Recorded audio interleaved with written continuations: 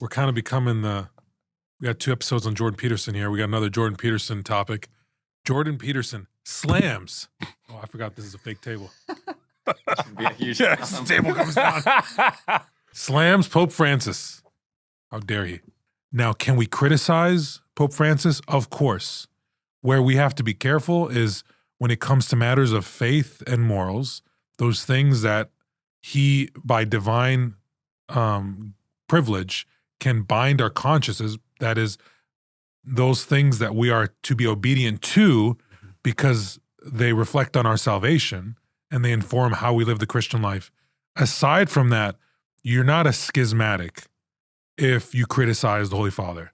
You're not a bad person if you respectfully criticize the Holy Father.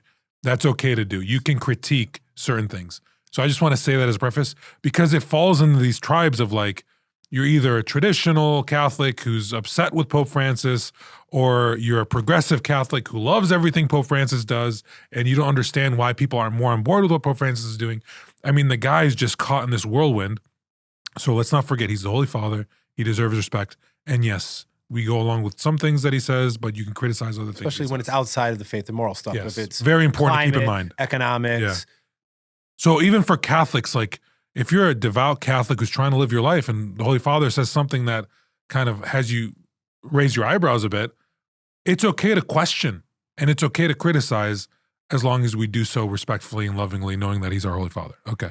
So what happens is Pope Francis, a little background because it helped me understand it.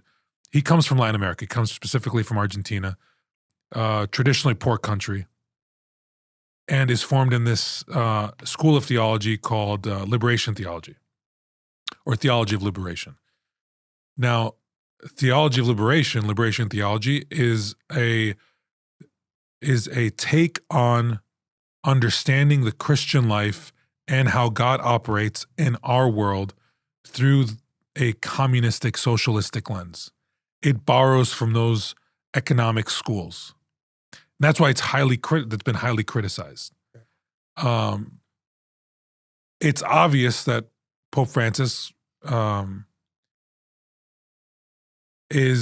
been influenced by those modes of thinking, and so he'll say things advocating for climate change and social justice issues, etc., which the church has a whole social justice approach, but the way that Pope Francis does it, it can bring on the criticisms of people like Peterson, who understand the communistic underpinnings of the arguments that are being made, and specifically the Marxist underpinnings of the comments that are being made. Yeah. And that's where you start seeing these back and forths on X or Twitter or whatever we're going to call it. It's not so much a slamming, I would say, but it is a harsh critique. And it's a critique which you can argue has validity. So what is the issue in question? It has a lot to do with... I kind of gave the preface in a little It has context. a lot to do with climate change, which, it's a complicated subject. And I'm not saying that there is a man-made climate change, because I think what we do matters. Everything we do matters.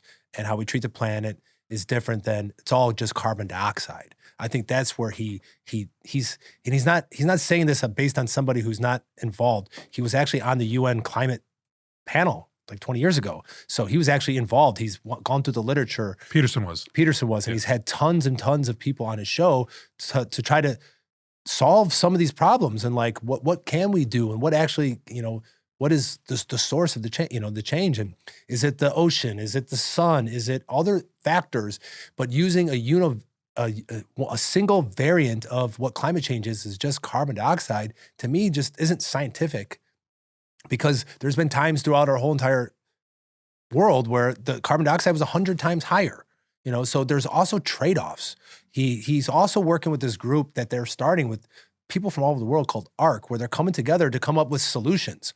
And the problem is when people go at the climate and the only solution is you need to be taxed more money, or you have to give money, like you're losing the people, because it just looks like it's communism. I call them watermelons. They're green on the outside and red on the inside, because it's just a backdoor to, I want to confiscate more money.